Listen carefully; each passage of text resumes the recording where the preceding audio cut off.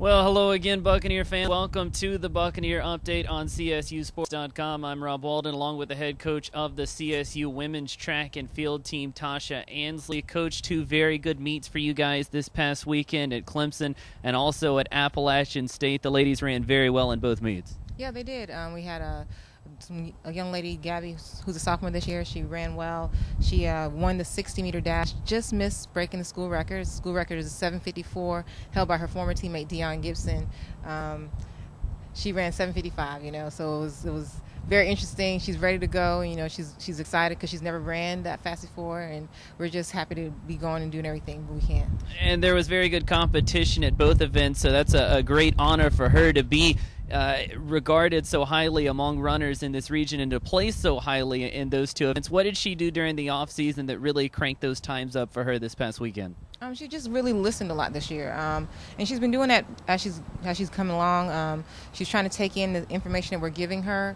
She's correcting her technique, trying to stay healthy, and just trying to be a better athlete and just a better person all around. And of course, she was far from the only Lady Buck that had a great weekend. Talk about some of the other individual performances that really were strong this weekend at both events. Okay, we had Jessica Thomas. She's a senior this year.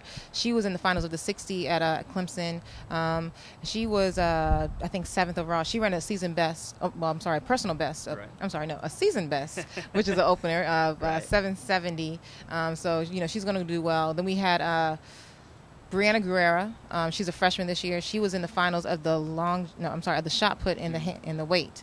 And we had Tia Habersham. She was in the finals of that as well. And we had Petra Norman. She's coming along. She had a little time when she was out for a little bit, but she's coming back.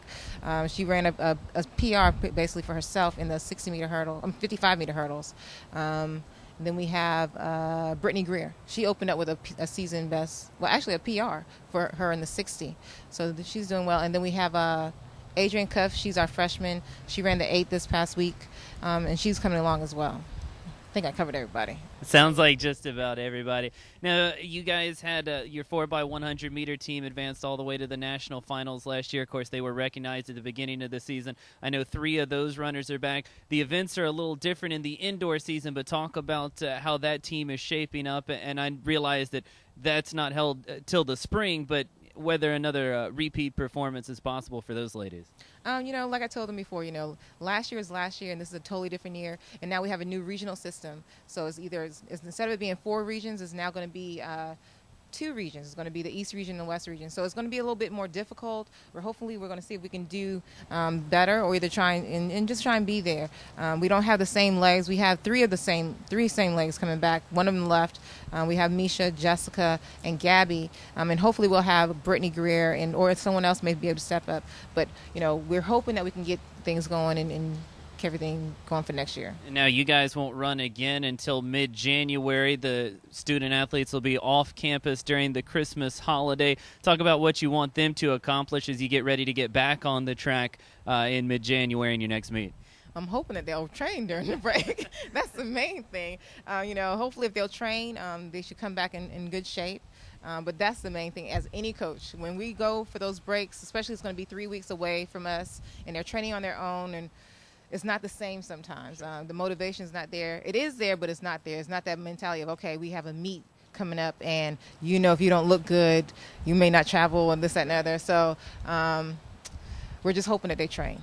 That's all I can really say. Well, Coach, thanks a lot for joining us on the Buccaneer Update. Congratulations on the fantastic weekend, and certainly hope you and your student athletes have a great Christmas break. All right, thank you. You too. All right, that's head women's track and field coach Tosha Ansley. Of course, many thanks to her for joining us on the Buccaneer Update. And until next time, we'll see you right back here on CSUSports.com.